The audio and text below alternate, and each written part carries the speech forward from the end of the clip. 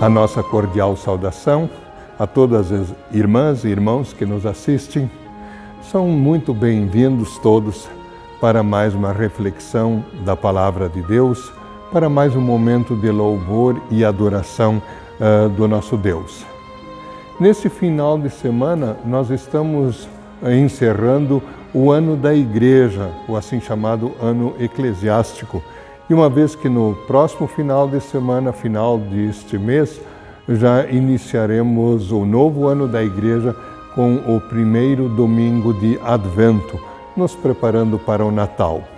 Este último domingo do ano da Igreja, esse último fim de semana, é um momento todo especial de, olhando para trás, agradecermos a Deus por todas as suas bênçãos, pedirmos perdão por nossos erros, por nossos pecados, e ao mesmo tempo nos colocarmos à disposição de Deus para continuar a servi-lo de todo o coração.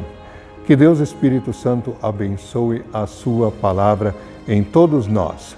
E nós iniciamos então essa nossa adoração, nosso culto em nome do Deus triuno, em nome do Pai, do Filho e do Espírito Santo. Amém.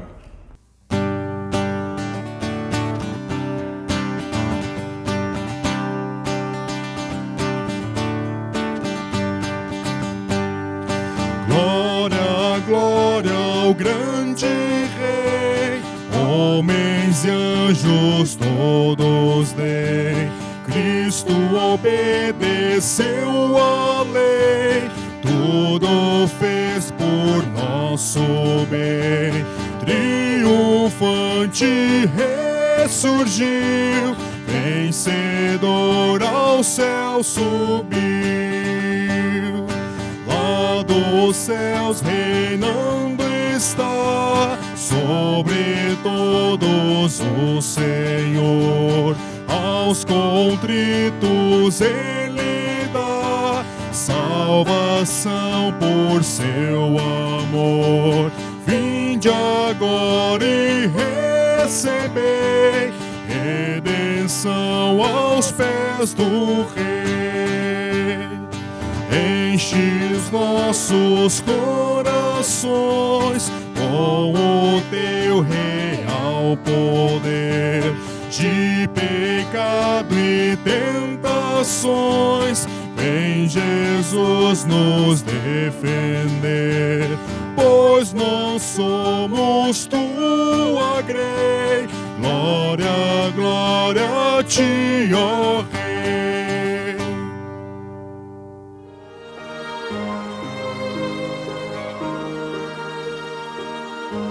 Querido povo de Deus, irmãs e irmãos, diz a palavra de Deus que todos nós somos pecadores por natureza e que todos os dias pecamos contra os santos mandamentos.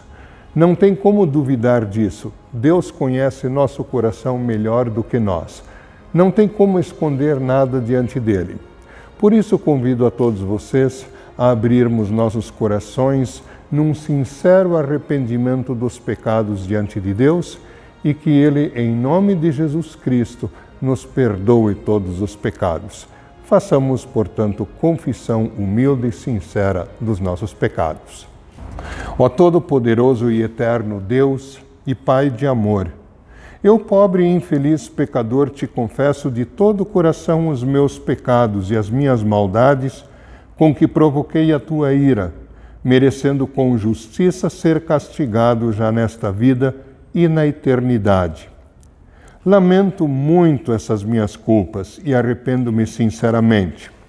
Peço que em tua grande misericórdia e por causa do santo e inocente sofrimento e morte de Jesus Cristo, teu amado Filho, tenhas compaixão de mim, pobre pecador. Amém. Sendo esta a sincera confissão de todos vocês, em nome de Jesus Cristo, por ordem dele, posso lhes anunciar que todos os seus pecados estão perdoados. Em nome do Pai, e do Filho, e do Espírito Santo. Amém.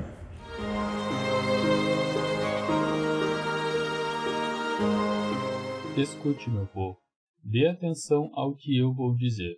Vou dar as minhas leis às nações, e os meus mandamentos serão uma luz para os povos. Virei logo salvá-los. Está chegando o dia da minha vitória, e eu governarei todos os povos. Nações distantes esperam por mim e confiam em mim para protegê-las. Olhem para o céu, lá em cima. Olhem para a terra, aqui embaixo. O céu desaparecerá como fumaça, e a terra ficará gasta como uma roupa velha, e os seus moradores morrerão como se fossem moscas. Mas a minha vitória será total, e o meu poder durará para sempre.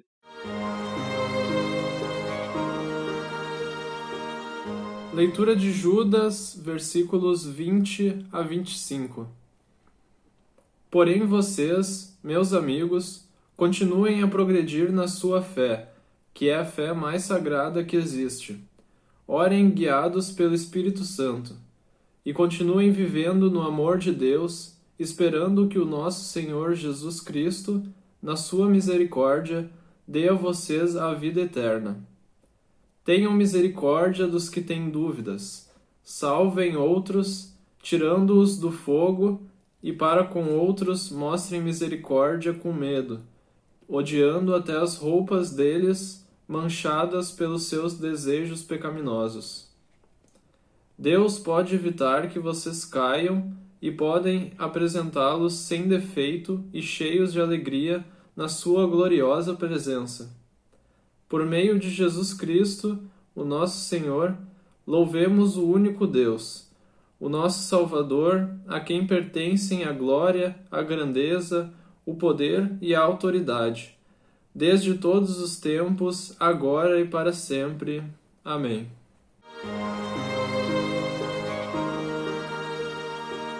O Evangelho para o último domingo do ano da Igreja está registrado no Evangelho de Marcos, capítulo 13, versículos 24 até 37.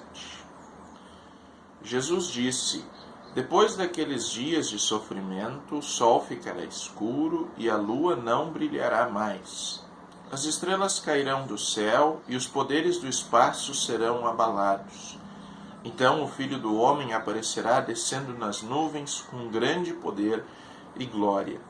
Ele mandará os anjos aos 4 cantos da terra e reunirá os escolhidos de Deus de um lado do mundo até o outro. Jesus disse ainda: Aprendam a lição que a figueira ensina. Quando os seus ramos ficam verdes e as folhas começam a brotar, vocês sabem que está chegando o verão. Assim também, quando virem acontecer essas coisas, fiquem sabendo que o tempo está perto, pronto para começar. Eu afirmo a vocês que isto é verdade.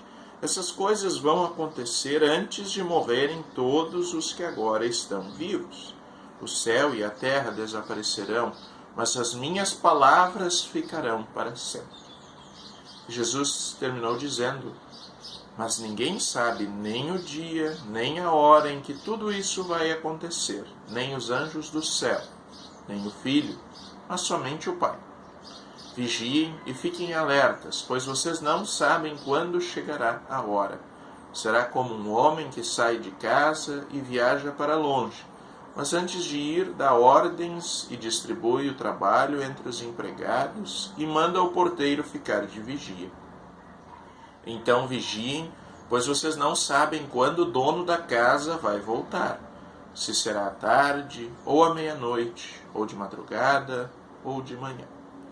Se ele chegar de repente, que não encontre vocês dormindo. O que eu lhes digo, digo a todos: fiquem vigiando. Até aqui a leitura do Santo Evangelho. Como é bonito, Senhor, cada manhã te agradecer. Mais uma vez teu amor vem me chamar para viver contigo, Deus de amor. Eu quero caminhar e assim por onde eu for, irás me acompanhar. Como é bonito, Senhor, cada manhã ter o meu pão e desejá-lo também a cada um dos meus irmãos. Contigo, Deus de amor, eu quero caminhar, e assim por onde eu for, irás me acompanhar. Como é bonito, Senhor, cada manhã recomeçar, tendo a certeza e a fé que tua mão vai me ajudar.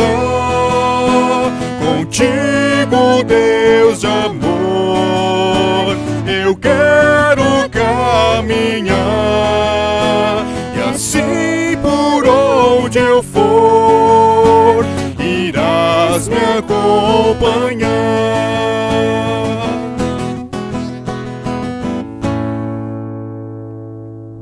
Graça e paz sejam multiplicadas entre todos vocês.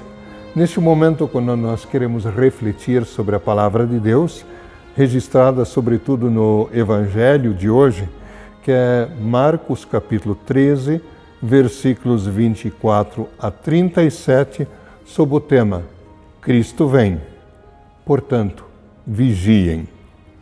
Deus Espírito Santo nos dê entendimento. Amém.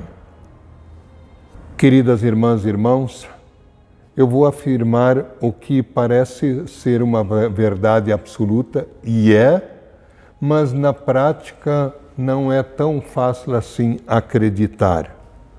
Os sinais dos tempos do fim estão aí. Todos os sinais que a Bíblia aponta dos tempos do fim estão aí. Como cristãos nós sabemos disso, nós logo dizemos, sim, eu acredito. Agora, quem realmente quer saber dos sinais? Nós acreditamos de fato e de verdade nos sinais e na volta de Jesus a qualquer momento? Se nós respondemos que sim a essa pergunta, sim, eu acredito que Jesus voltará a qualquer momento, então eu estou acreditando na palavra de Deus, na palavra de Jesus, porque é Ele que me diz que a qualquer momento Ele vai voltar. E a partir disso, uma outra pergunta. Você vive aguardando esse momento? Você vive vigilante? Vigilante, firme na fé, fugindo do pecado e amando a Deus e ao próximo como deveria? Eu pergunto você, mas eu me incluo nessa questão. Nós vivemos realmente vigiando, aguardando ansiosamente, promovendo o reino de Deus e aguardando essa vinda? Olhando para o Evangelho de Marcos, no capítulo 13, nós vamos ver que ele é uma espécie de pequeno apocalipse. Ele é um verdadeiro manual ou uma verdadeira cartilha dos tempos do fim. Jesus, nesse capítulo 13, Jesus fala, na verdade, de dois finais, duas coisas que estão terminando. Ele fala da futuro próxima destruição de Jerusalém e do templo, e ao mesmo tempo Jesus fala das coisas do fim de todos os tempos. Por exemplo, quando Jesus diz, ai das que estiverem grávidas naquele dia, e quem estiver no telhado, não desça, fica escondidinho lá. Quem estiver no campo, não volta para a cidade, fica escondidinho ali. Jesus, obviamente, está se referindo à destruição de Jerusalém e do templo que aconteceriam dali a alguns anos, no ano 70 da era cristã. Mas, ao mesmo tempo, quando Jesus diz que o sol, a lua, as estrelas, tudo será abalado, os elementos visíveis, criados, eles se desfarão, obviamente Jesus está falando do fim último das coisas. E isso é tão certeiro, tão certo, que Jesus afirma, no versículo 31 de Marcos 13, os céus e a terra desaparecerão, mas as minhas palavras ficarão para sempre. Jesus é o Criador de todas as coisas. Com a sua palavra, todas as coisas foram feitas. Lá no princípio da criação, toda a criação desaparecerá, mas a palavra permanece para sempre. E quando se diz que tudo desaparecerá pelo fogo, isso quer dizer que tudo será transformado. Quando se fala em novos céus e nova terra, nos quais habita a justiça, é a transformação dos elementos. Tudo passará pelo fogo e tudo será transformado. Um exemplo, o nosso corpo mortal, por exemplo, que está na sepultura, vai ressuscitar. Nós depositamos na sepultura um corpo mortal. A morte é a separação do corpo e da alma. O corpo vai para a sepultura, ou cremado, ou alguma outra forma, né? Mas ressuscita corpo espiritual, não mais sujeito ao sofrimento, dor, lágrimas ou pecado. Jesus quer deixar muito claro para os seus discípulos e para nós que o fim está próximo e que ele vai voltar. Ele virá novamente, né? Ele diz aqui que haverá então esses sinais no sol, na lua, nas estrelas, tudo será abalado. Em Isaías capítulo 51, versículo 6, está escrito também profeticamente: o céu desaparecerá como fumaça, a terra ficará gasta como roupa velha. Tudo passará, tudo será transformado. E então acontecerá a vinda do Filho do Homem. Jesus se auto-intitula várias vezes Filho do Homem, provavelmente em referência a uma palavra profética de Daniel, capítulo 7, versículo 13, quando diz que vai surgir alguém semelhante a um Filho do Homem. Ele diz que o Filho do Homem virá com poder e grande glória, com majestade. Jesus veio em humildade. Ele veio como que despido de poder quando ele nasceu da Virgem Maria. Poucas vezes usou o seu poder divino, comunicado à natureza humana, no seu estado de humilhação, mas depois da ressurreição, glorificado, ele como homem-Deus, homem e Deus, ele tem todo o poder, toda a majestade, toda a autoridade divina confiadas a ele por seu Pai. É esse Cristo em poder e glória, em majestade, que há de vir. Mateus 24, 31 diz que ao soar da trombeta, o anjo do Senhor recolherá todos os eleitos para junto de Cristo. Isso não quer dizer que os não eleitos, ou seja, os incrédulos, os que morreram não crendo em Cristo, os que não creem nele, não serão recolhidos. Eles serão trazidos para o veredito final no grande julgamento.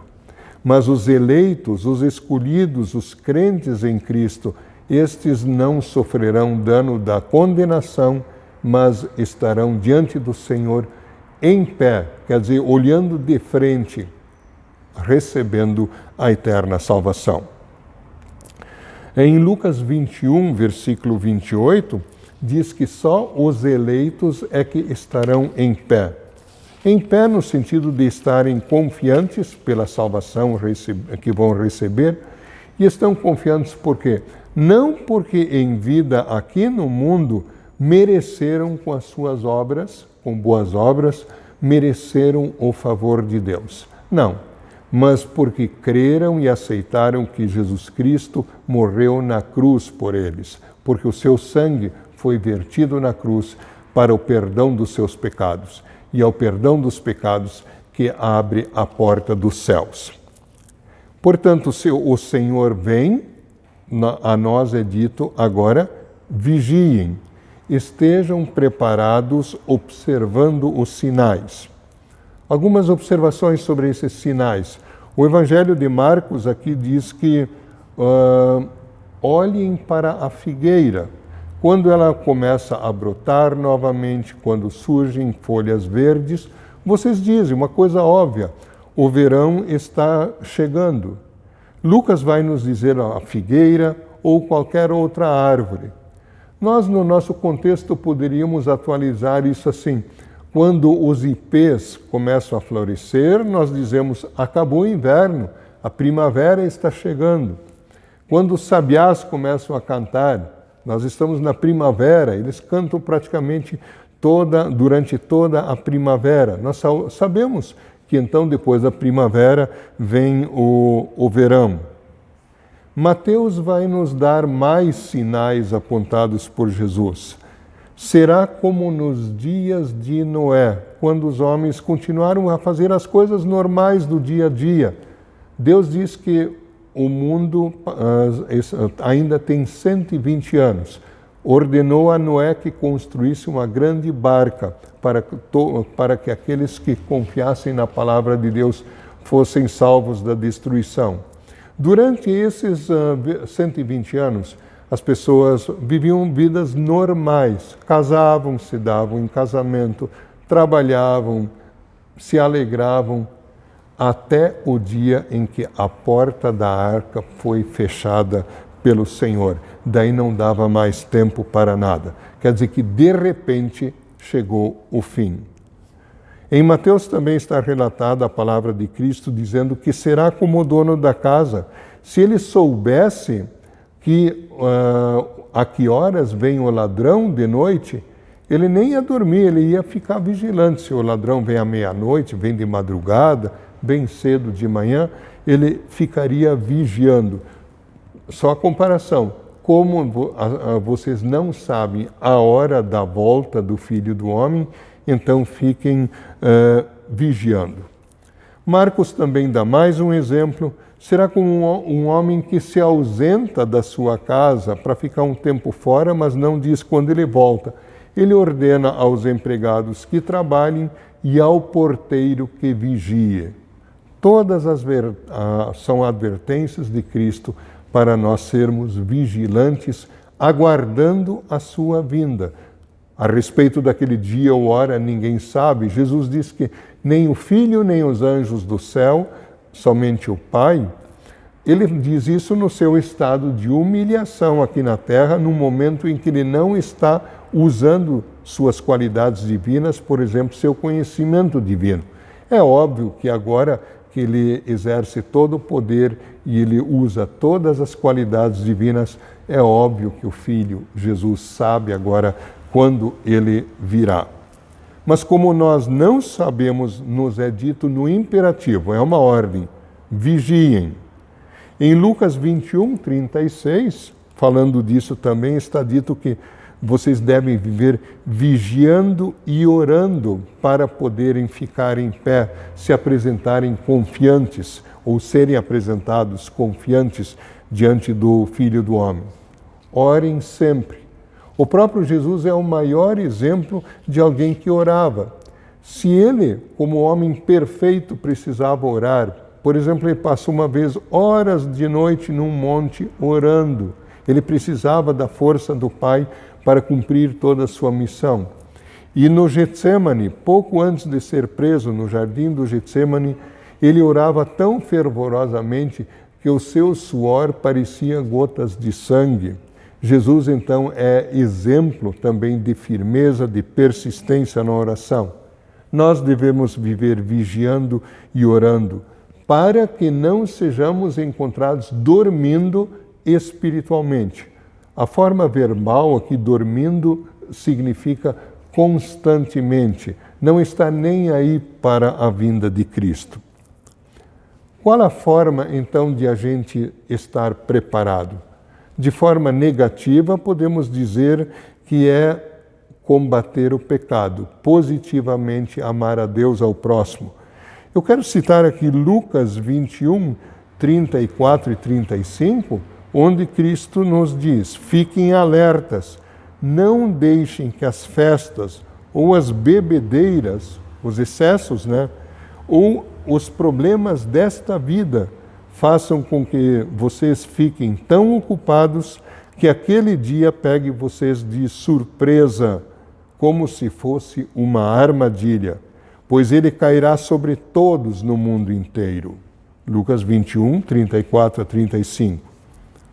No capítulo 10 da primeira carta aos Coríntios, o apóstolo Paulo faz uma série de advertências para os coríntios, onde havia muita gente na igreja que participava, de certa forma, de cultos, de adorações no templo de ídolos. Por exemplo, eles comiam carne sacrificada a ídolos e, sabendo que essa carne tinha sido sacrificada a ídolos, se comessem carne assim, comprada no açougue, sem saber de onde vem, não teria problema espiritual. Mas sabendo que essa carne foi dedicada a ídolos, era uma forma de mostrar que se confiava em ídolos.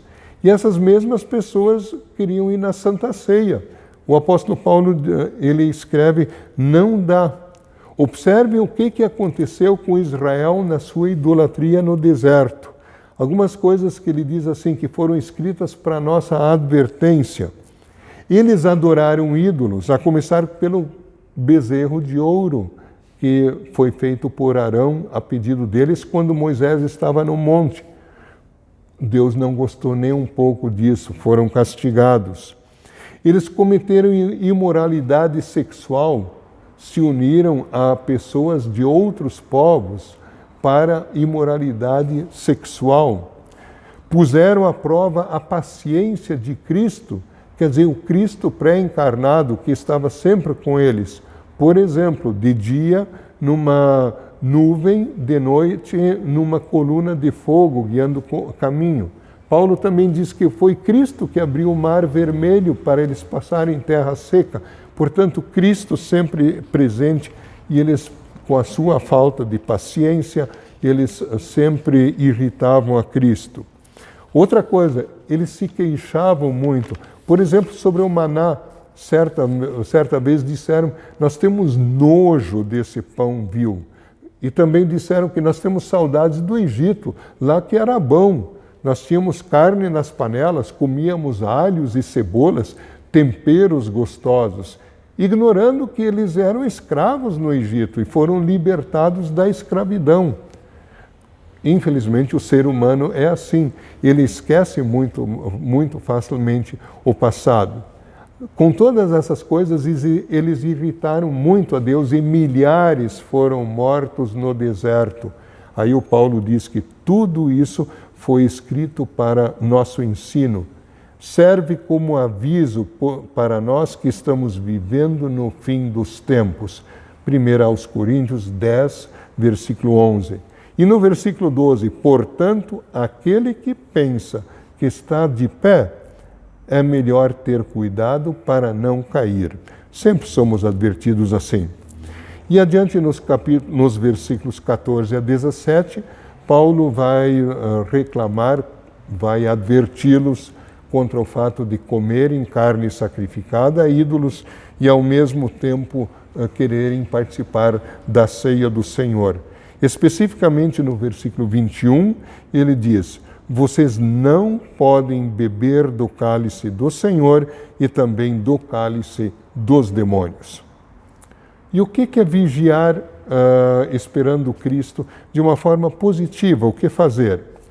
Judas, não o Iscariotes, mas o Judas que escreveu uma carta que tem apenas um capítulo na Bíblia, que está imediatamente antes do Apocalipse, nas Bíblias, nos versículos 20 a 25, ele dá uma série de orientações sobre a prática da vida cristã. Ele diz: continuem a progredir na fé, orem guiados pelo Espírito Santo, continuem vivendo no amor de Deus, esperando que o nosso Senhor Jesus Cristo, na sua misericórdia, dê a vocês a vida eterna. Tenham misericórdia dos que têm dúvidas, paciência com eles. Salvem outras pessoas, salvem elas das obras más e cuidado para vocês não imitarem as obras más dessas pessoas. Evangelizem, anunciem Cristo como Salvador e Senhor às pessoas.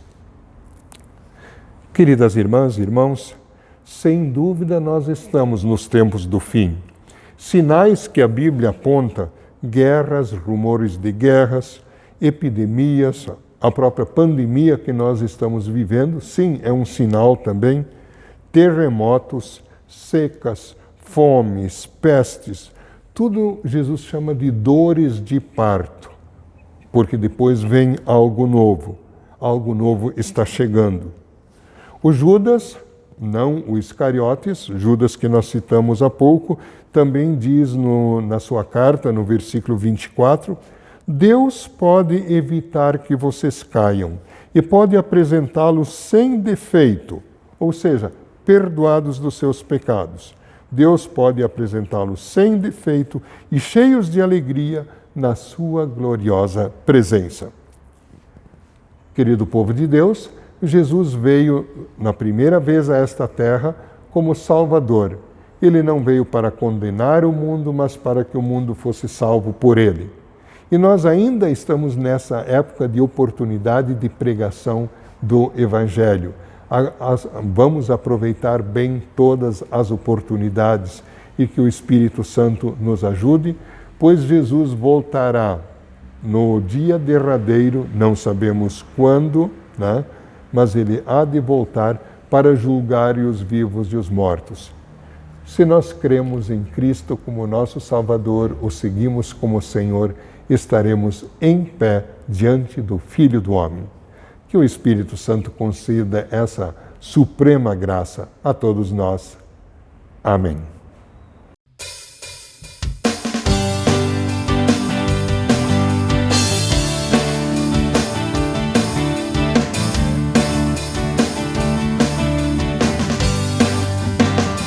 Então se verá o Filho do Homem vindo sobre as nuvens com poder e glória. Então se verá o Filho do Homem vindo sobre as nuvens com poder e glória.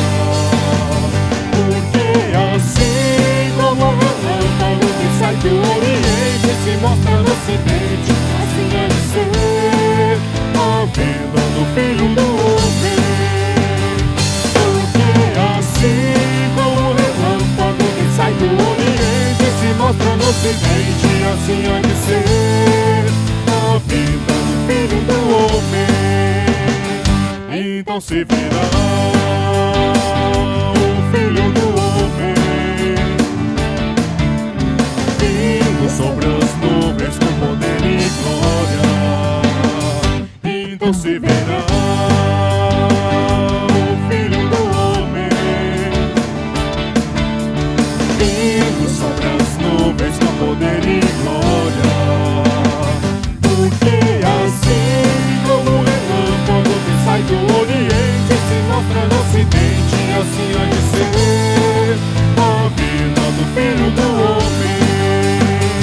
Porque assim como o relâmpago que sai do Oriente se mostra no Ocidente, assim há de ser a vinda do Filho do Homem. Queridas irmãs e irmãos, nós queremos agora falar com Deus em oração e nesta oração nós agradecemos especialmente pelo fim de mais um ano da Igreja, pedimos perdão pelos pecados cometidos neste ano e também nos colocamos à disposição de Deus para continuar a servi-lo e para tanto pedimos também a ajuda do Espírito Santo. Vamos falar com Deus em oração. Ó misericordioso Deus e Pai, trazemos-te hoje o sacrifício de louvor pelas inumeráveis bênçãos espirituais que nos concedeste durante todo o ano da Igreja, por teu Filho Jesus Cristo. Fizeste pregar a palavra entre nós, tornando-nos sábios para a salvação. Permitiste que recebêssemos os santos sacramentos do batismo e da Santa Ceia na tua casa, para o nosso conforto e santificação. Acompanhaste os meios da graça, palavra e sacramentos com o poder transformador do Espírito Santo em nossos corações. Agradecemos por tanta bondade e louvamos o teu santo nome. Ao mesmo tempo, rogamos que perdoes os pecados cometidos durante o ano que passou e preserves entre nós e em toda a cristandade a bendita luz do Evangelho Salvador. Governa-nos pelo Espírito Santo, de modo tal que, aceitando a palavra e nela perseverando todos os dias, sejamos santificados por tua verdade e alcancemos, afinal, a salvação eterna em Cristo Jesus, nosso Senhor. Fica com todos nós, com nossas famílias, com nossas igrejas, hoje e sempre. Abençoa também o mundo, obra das tuas mãos. Abençoa o nosso país, estado e município, as autoridades e o povo todo. Senhor, abençoa de forma toda especial os que sofrem por necessidades financeiras, por problemas diversos, por problemas de saúde e também os enlutados. Igualmente oramos pelos órfãos. Senhor, todos que precisam porção dobrada do teu amor, tenham cuidado todo especial. Todos nós nos entregamos em tuas mãos, fica conosco hoje e sempre, em nome e por amor de Jesus Cristo, teu amado Filho, nosso Senhor e Salvador. Amém. Pai nosso, que estás nos céus, santificado seja o teu nome. Venha o teu reino, seja feita a tua vontade, assim na terra como no céu. O pão nosso de cada dia nos dá hoje. E perdoa-nos as nossas dívidas, assim como nós também perdoamos aos nossos devedores. E não nos deixes cair em tentação, mas livra-nos do mal, pois teu é o reino, o poder e a glória para sempre. Amém. Estamos chegando ao final de mais este momento de adoração, louvor, meditação na Palavra de Deus. Fiquem todos na graça de Deus. Portanto, recebam a bênção do Senhor. O Senhor te abençoe e te guarde. O Senhor faça resplandecer o seu rosto sobre ti e tenha misericórdia de ti. O Senhor sobre ti levante o seu rosto e te dê a paz. Amém.